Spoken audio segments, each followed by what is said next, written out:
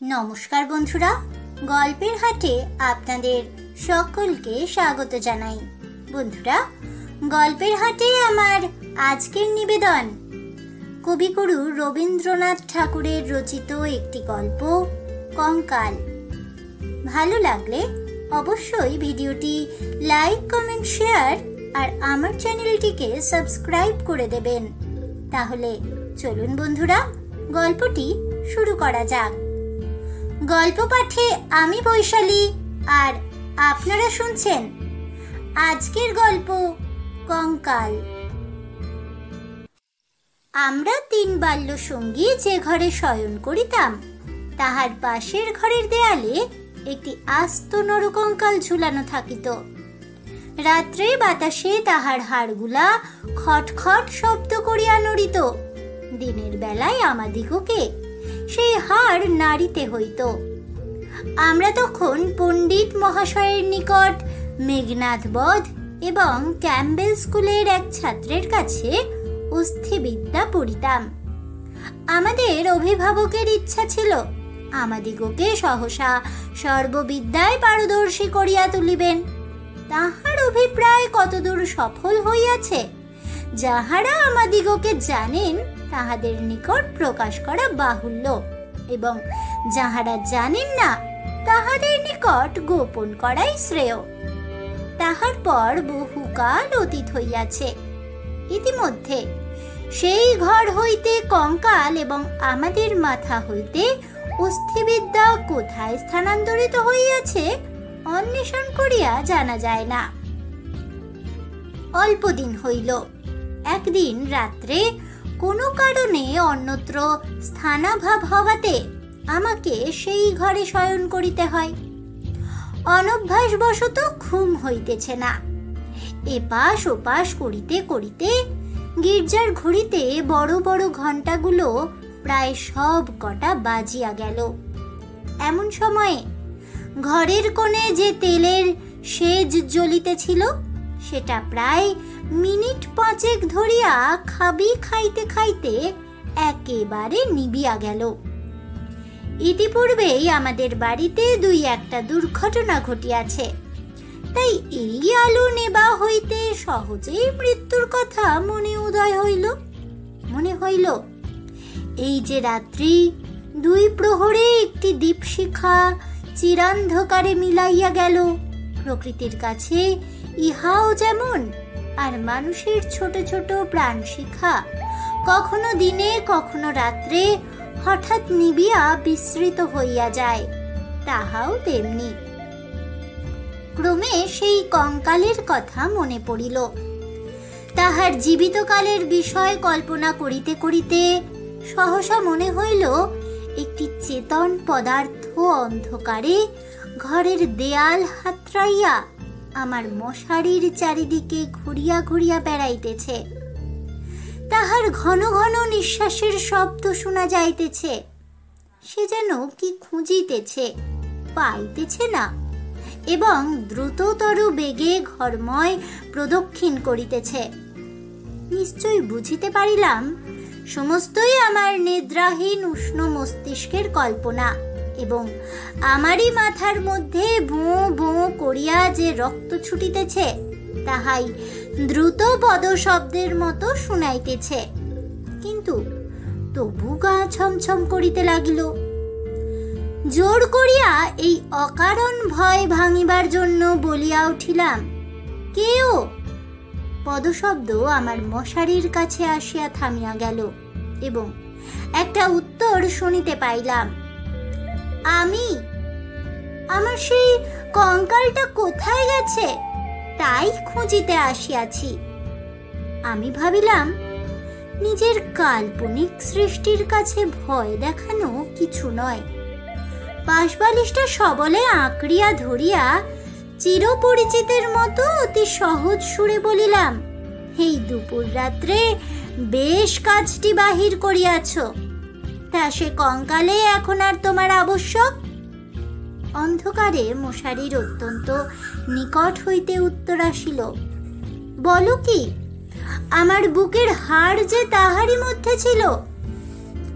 আমার ২৬ বৎসরের যৌবন যে তাহার চারিদিকে বিকশিত হইয়াছিল, একবার দেখিতে ইচ্ছা করে না? আমি তৎক্ষণাৎ বলিলাম, হ্যাঁ, কথাটা সঙ্গত বটে। তা তুমি সন্ধান করোগে যাও, আমি একটু ঘুমাইবার চেষ্টা করি। সে বলিল, তুমি একলা আছো বুঝি? তবে একটু বসি, একটু গল্প করা যাক। ৩৫ বৎসর পূর্বেও আমিও মানুষের কাছে বসিয়া মানুষের সঙ্গে গল্প করিতাম। এই ৩৫টা বৎসর আমি কেবল শ্মশানের বাতাসে হু হু শব্দ করিয়া বেড়াইয়াছি। আজ তোমার কাছে বসিয়া আরো একবার মানুষের মতো করিয়া গল্প করি। অনুভব করিলাম আমার মশারির কাছে কে বসিল। নিরুপায় দেখিয়া আমি বেশ একটু উৎসাহের সহিত বলিলাম, সেই ভালো, যাহাতে মন বেশ প্রফুল্ল হইয়া উঠে এমন একটা কিছু গল্প বলো।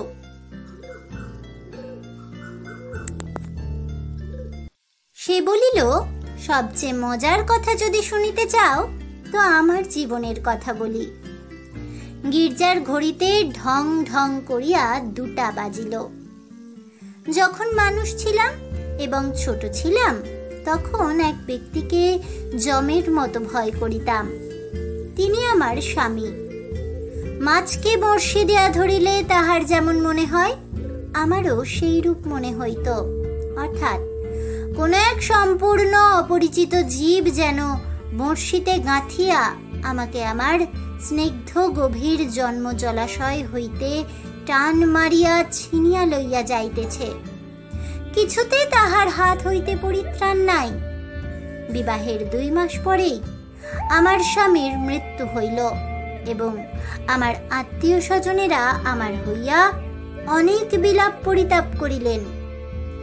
আমার শ্বশুর অনেকগুলি লক্ষণ মিলাইয়া দেখিয়া শাশুড়িকে কহিলেন, শাস্ত্রে যাহাকে বলে বিষকন্যা, এ মেয়েটি তাই।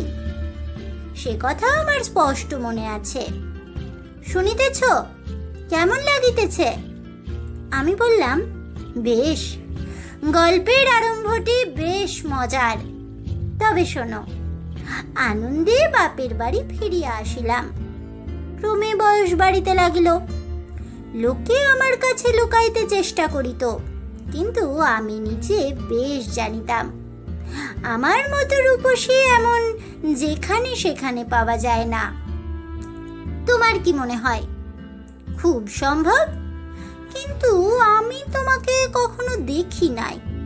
দেখো নাই কেন? আমার সেই কঙ্কাল। আমি ঠাট্টা করিতেছি। তোমার কাছে কি করিয়া প্রমাণ করিব যে সেই 2টো শূন্য চক্ষু কোটরের মধ্যে বড় বড় টানা 2টি কালো চোখ ছিল এবং রাঙা ঠোঁটের উপরে যে মৃদু হাসিটুকু মাখানো ছিল, এখনকার অনাবৃত দন্তসার বিকট হাস্যের সঙ্গে তার কোনো তুলনাই হয় না। এবং সেই কয়খানা দীর্ঘ শুষ্ক অস্থিখণ্ডের উপর এত লালিত্য, এত লাবণ্য, যৌবনের এত কঠিন কোমল নিটোল পরিপূর্ণতা প্রতিদিন প্রস্ফুটিত হইয়া উঠিতেছিল। তোমাকে তাহা বলিতে গেলে হাসি পায় এবং রাগও ধরে। আমার সেই শরীর হইতে যে অস্থিবিদ্যা শেখা যাইতে পারে, তাহা তখনকার বড় বড় ডাক্তারেরাও বিশ্বাস করিত না। আমি জানি একজন ডাক্তার তাহার কোনো বিশেষ বন্ধুর কাছে আমাকে কনক চাপা বলিয়াছিলেন। তাহার অর্থ এই, পৃথিবীর আর সকল মনুষ্যই অস্থিবিদ্যা এবং শরীর তত্ত্বের দৃষ্টান্ত স্থল ছিল। কেবল আমি সৌন্দর্যরূপী ফুলের মতো ছিলাম। কনক চাপার মধ্যে কি একটা কঙ্কাল আছে? আমি যখন চলিতাম তখন আপনি বুঝিতে পারিতাম যে একখণ্ড হীরা নড়াইলে তাহার চারিদিক হইতে যেমন আলো ঝকমক করিয়া উঠে, আমার দেহের প্রত্যেক গতিতে তেমনি সৌন্দর্যের ভঙ্গি নানা স্বাভাবিক হিল্লোলে চারিদিকে ভাঙিয়া পড়িত। আমি মাঝে মাঝে অনেকক্ষণ ধরিয়া নিজের হাত দুখানি নিজে দেখিতাম। পৃথিবীর সমস্ত উদ্ধত পৌরুষের মুখে রাস লাগাইয়া মধুর ভাবে বাগাইয়া ধরিতে পারে এমন দুইখানি হাত। সুভদ্রা যখন অর্জুনকে লইয়া দৃপ্ত ভঙ্গিতে আপনার বিজয় রথ বিস্মিত 3 লোকের মধ্য দিয়া চালাইয়া লইয়া গিয়াছিলেন, তাহার বোধ করি এইরূপ দুখানি ও স্থূল সুডল বাহু, আরক্ত করতল এবং লাবণ্য শিখার মতো অঙ্গুলি ছিল।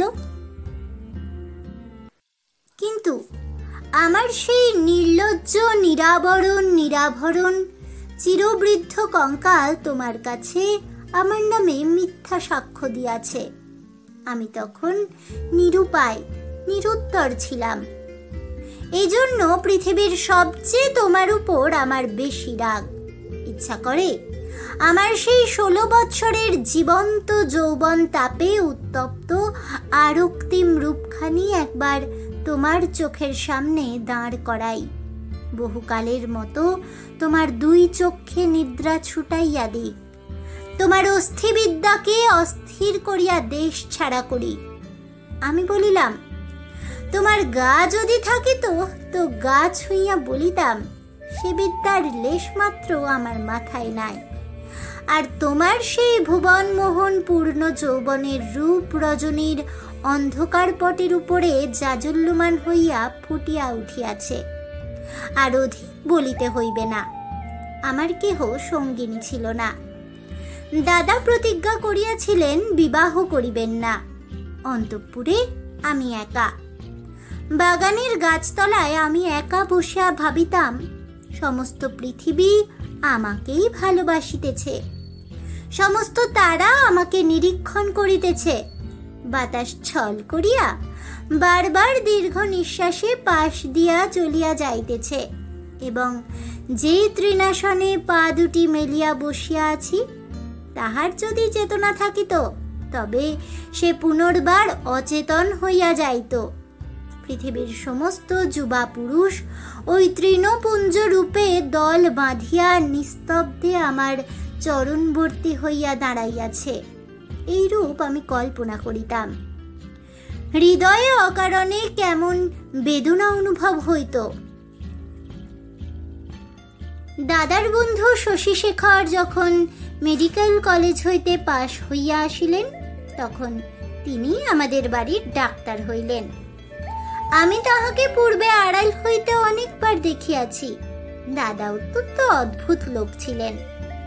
পৃথিবীটাকে যেন ভালো করিয়া চোখ মেলিয়া দেখিতেন না। সংসারটা যেন তাহার পক্ষে যথেষ্ট ফাঁকা নয়, এই জন্য সরিয়া সরিয়া একেবারে প্রান্তে গিয়া আশ্রয় লইয়াছেন। তাহার বন্ধুর মধ্যে এক শশীশেখর। এই জন্য বাহিরের যুবকদের মধ্যে আমি এই শশীশেখরকেই সর্বদা দেখিতাম, এবং যখন আমি সন্ধ্যাকালে পুষ্পতরুতলে সম্রাজ্ঞীর আসন গ্রহণ করিতাম, তখন পৃথিবীর সমস্ত পুরুষ জাতি শশীশেখরের মূর্তি ধরিয়া আমার চরণাগত হইত। শুনিতেছ, কি মনে হইতেছে? আমি স্বনিঃশ্বাসে বলিলাম, মনে হইতেছে শশীশেখর হইয়া জন্মিলে বেশ হইত। আগে সবটা শোনো। একদিন বাদলার দিনে আমার জ্বর হইয়াছে। ডাক্তার দেখিতে আসিয়াছেন। সেই প্রথম দেখা। আমি জানালার দিকে মুখ করিয়াছিলাম। সন্ধ্যার লাল আভাটা পড়িয়া রুগ্ন মুখের বিবর্ণতা যাহাতে দূর হয়। ডাক্তার যখন ঘরে ঢুকিয়াই আমার মুখের দিকে একবার চাহিলেন, তখন আমি মনে মনে ডাক্তার হইয়া কল্পনায় নিজের মুখের দিকে চাহিলাম। সেই সন্ধ্যালোকে কোমল বালিশের উপরে একটি ঈষৎ ক্লিষ্ট কুসুম পেলব মুখ অসংযমিত চূর্ণ কুন্তল ললাটের উপর আসিয়া পড়িয়াছে, এবং লজ্জায় আনমিত বড় বড় চোখের পল্লব কপলের উপর ছায়া বিস্তার করিয়াছে। ডাক্তার নম্র মৃদুস্বরে দাদাকে বলিলেন, একবার হাতটা দেখিতে হইবে। আমি গাত্রাবরণের ভিতর হইতে ক্লান্ত সুগোল হাতখানি বাহির করিয়া দিলাম। একবার হাতের দিকে চাহিয়া দেখিলাম। যদি নীলবর্ণ কাচের চুড়ি পরিতে পারিতাম তো আরো বেশ মানাইত। রোগীর হাত লইয়া নাড়ি দেখিতে ডাক্তারের এমন ইতস্তত ইতিপূর্বে কখনো দেখি নাই। অত্যন্ত অসংলগ্নভাবে কম্পিত অঙ্গুলিতে নাড়ি দেখিলেন। তিনি আমার জ্বরের উত্তাপ বুঝিলেন। আমিও তাহার অন্তরের নাড়ি কিরূপ চলিতেছে কতকটা আভাস পাইলাম। বিশ্বাস হইতেছে না। আমি বলিলাম, অবিশ্বাসের কোনো কারণ দেখিতেছি না। মানুষের নাড়ি সকল অবস্থায় সমান চলে না।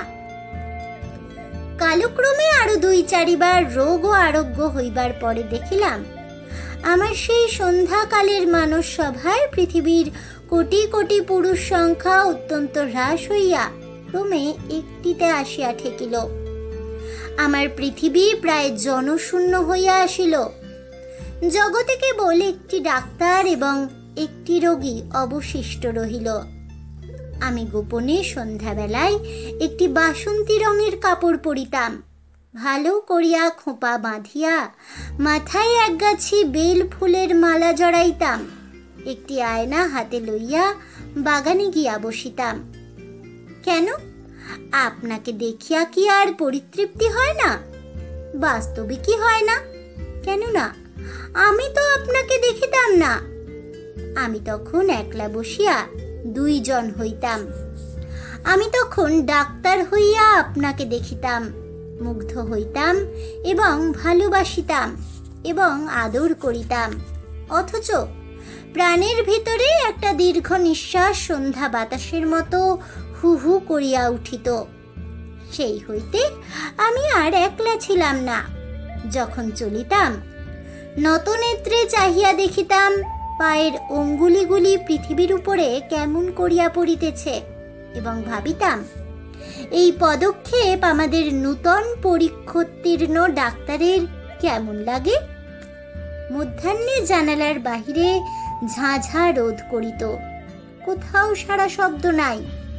মাঝে মাঝে এক একটা চিল অতি দূর আকাশে শব্দ করিয়া উড়িয়া যাইত এবং আমাদের উদ্যান প্রাচীরের বাহিরে খেলনাওয়ালা সুর করিয়া চাই, খেলনা চাই, চুড়ি চাই করিয়া ডাকিয়া যাইত।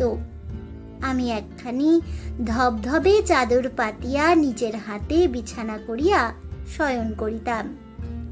একখানি অনাবৃত বাহু কোমল বিছানার উপরে যেন অনাদরে মেলিয়া দিয়া ভাবিতাম, এই হাতখানি এমনই ভঙ্গিতে কে যেন দেখিতে পাইল, কে যেন 2খানি হাত দিয়া তুলিয়া লইল, কে যেন ইহার আরক্ত করতলের উপর একটি চুম্বন রাখিয়া দিয়া আবার ধীরে ধীরে ফিরিয়া যাইতেছে। মনে করো এইখানেই গল্পটা যদি শেষ হয় তাহা হইলে কেমন হয়? আমি বলিলাম, মন্দ হয় না, একটু অসম্পূর্ণ থাকে বটে, কিন্তু সেইটুকু আপন মনে পূরণ করিয়া লইতে বাকি রাতটুকু বেশ কাটিয়া যায়। কিন্তু তাহা হইলে গল্পটা যে বড় গম্ভীর হইয়া পড়ে। ইহার উপহাসটুকু থাকে কোথায়? ইহার ভেতরকার কঙ্কালটা তাহার সমস্ত দাঁত কটি মেলিয়া দেখা দেয় কই? তারপরে শোনো, একটুখানি পসার হইতেই আমাদের বাড়ির একতলায় ডাক্তার তাহার ডাক্তারখানা খুলিলেন। তখন আমি তাহাকে মাঝে মাঝে হাসিতে হাসিতে ঔষধের কথা, বিষের কথা, কি করিলে মানুষ সহজে মরে, এই সকল কথা জিজ্ঞাসা করিতাম। ডাক্তারের কথায় ডাক্তারের মুখ খুলিয়া যাইত। শুনিয়া শুনিয়া মৃত্যু যেন পরিচিত ঘরের লোকের মতো হইয়া গেল। ভালোবাসা এবং মরণ কেবল এই দুটোকেই পৃথিবীময় দেখিলাম। আমার গল্প প্রায় শেষ হইয়া আসিয়াছে, আর বড় বাকি নাই। আমি মৃদুস্বরে বলিলাম, রাত্রিও প্রায় শেষ হইয়া আসিল। কিছুদিন হইতে দেখিলাম ডাক্তারবাবু বড় অন্যমনস্ক এবং আমার কাছে যেন ভারী অপ্রতিভ। একদিন দেখিলাম তিনি কিছু বেশি রকম সাজসজ্জা করিয়া দাদার কাছে তাহার জুড়ি ধার করিয়া লইলেন। রাত্রে কোথায় যাইবেন? আমি আর থাকিতে পারিলাম না। দাদার কাছে গিয়া নানা কথার পর জিজ্ঞাসা করিলাম, হ্যাঁ দাদা, ডাক্তারবাবু আজ জুড়ি লইয়া কোথায় যাইতেছেন? সংক্ষেপে দাদা বলিলেন, মরিতে।